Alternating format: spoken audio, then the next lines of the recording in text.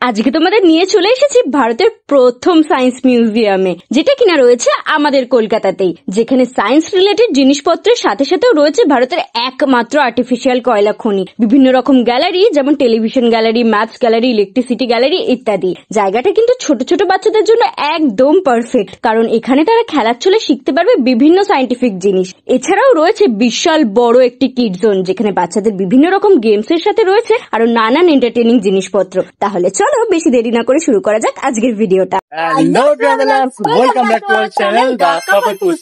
আজকে আমরা চলে এসেছি কলকাতার একটা সায়েন্স মিউজিয়ামে।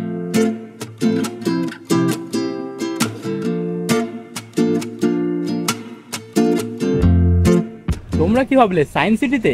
একদমই না। আজকে আমরা চলে এসেছি সায়েন্স সিটি থেকেও অনেক পুরনো, ইনফ্যাক্ট কলকাতার প্রথম science museum Birla industrial and technological science মিউজিয়ামে। তো চলো বেশি কথা না বলে শুরু করা যাক আজকের ভিডিওটা। যা যাক ভিতরে।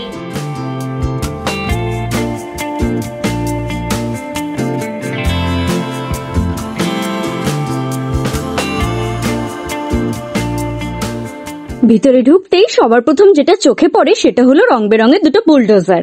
আমাদের এন্ট্রি প্রাইস পড়েছিল 80 রুপিস পার পার্সন, যেটা ছিল একটা ডিসকাউন্ট প্যাকেজ, যেটার মধ্যে মিউজিয়ামের এন্ট্রির সাথে সাথেও আরো 3টে শো ইনক্লুড ছিল।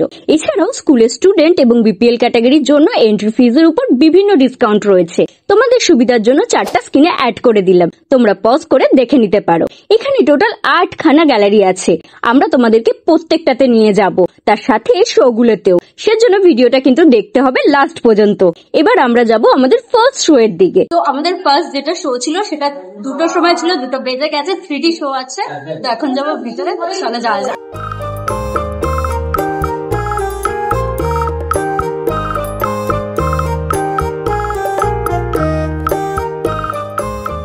3D শো তো হলো, এবার যাব সেকেন্ড শো এর দিকে, যেটা আমার সব থেকে বেশি ভালো লেগেছে। কিন্তু তার আগে চলো তোমাদের দেখাই ভিনটেজ ভয়েজ, যেটা রয়েছে 3D শো এর ঠিক অপোজিটে। এখানে ভিডিওগ্রাফি অ্যালাউ ছিল না, যেটুকু করতে পেরেছি সেটুকুই তোমাদের সাথে শেয়ার করছি।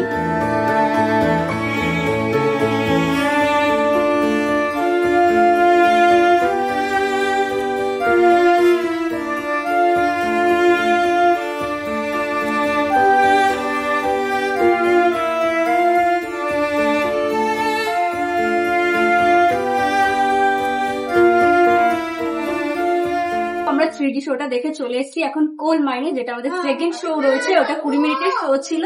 তো এখন এই শোটাতে যাবো, এখনো টাইম আছে, তো ওয়েট করছি আমরা এখানে, তো দেখতে থাকো। তোমরা কি জানো এটি ভারতের একমাত্র আর্টিফিশিয়াল কয়লা খনি? খনিটি আর্টিফিশিয়াল হলেও এর ভিতরে যেসব জিনিসপত্র এবং যন্ত্রপাতি রয়েছে সেগুলো বেশিরভাগই কিন্তু আসল। এই খনিটা এতটাই বড় যে এই ভিডিওতে দেখালে অনেকটাই বড় হয়ে যাবে, তাই এটার একটা ডিটেলস ভিডিও খুব তাড়াতাড়ি চ্যানেলে আসবে। তাই আমাদের চ্যানেলটা সাবস্ক্রাইব করে বেল আইকনটাকে অলে করে দিও। এবার এগিয়ে যাওয়া যাক থার্ড এবং আজকের লাস্ট শো এর দিকে, যেটা দেখে নিয়ে আমরা কিন্তু যাব গ্যালারিগুলোতে। তাই ভিডিওটা একটু স্কিপ না করে দেখতে থাকো।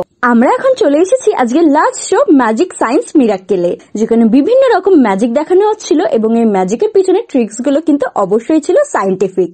এরপর আমরা সেখান থেকে চলে যাই কিড জোনে, যেখানে বাচ্চাদের জন্য বিভিন্ন এন্টারটেইনিং জিনিসপত্র এবং নানা রকম গেমসও রয়েছে। বাচ্চাদের জন্য কিন্তু এই বিআইটিএম একদম পারফেক্ট। মজা করার সাথে সাথেও অনেক কিছু জানতে পারবে খেলার ছলে। কিন্তু কিভাবে আসবে? ভীষণ ইজি। তোমাদের সবার প্রথম আসতে হবে গড়িয়াহাট মোড়ে। সেখানে টেটাস অ্যাসেম্বলির সামনে থেকে বাস বা অটো ধরে তোমাদের নামতে হবে বালিগঞ্জ পার্ক রোড। সেখান থেকে বাদিকের রাস্তা ধরে 2 মিনিটের মতন হাঁটলেই পৌঁছে যাবে এখানে। জায়গাটা প্রত্যেকদিন খোলা থাকে সকাল 9:30 থেকে সন্ধ্যে 6টা পর্যন্ত। শুধুমাত্র দোল এবং কালী পুজোর সময় বন্ধ থাকে।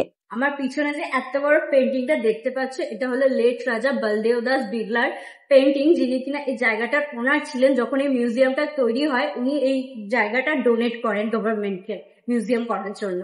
এরপর আমরা একে একে বাকি গ্যালারিগুলো ঘুরে দেখি, চলো তোমাদেরকেও দেখাই।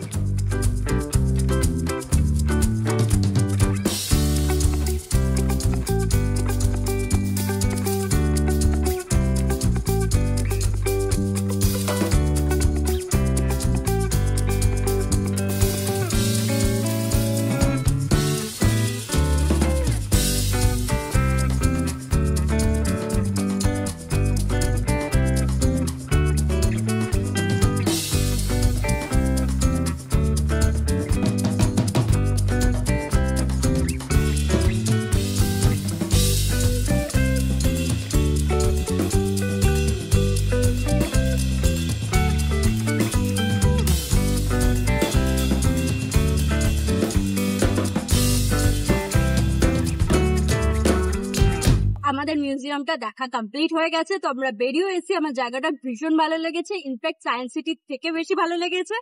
সায়েন্স সিটিতে গেছিলাম, সায়েন্স সিটিও ভালো লেগেছে, কিন্তু সায়েন্স সিটির থেকে এটা বেশি ভালো লেগেছে।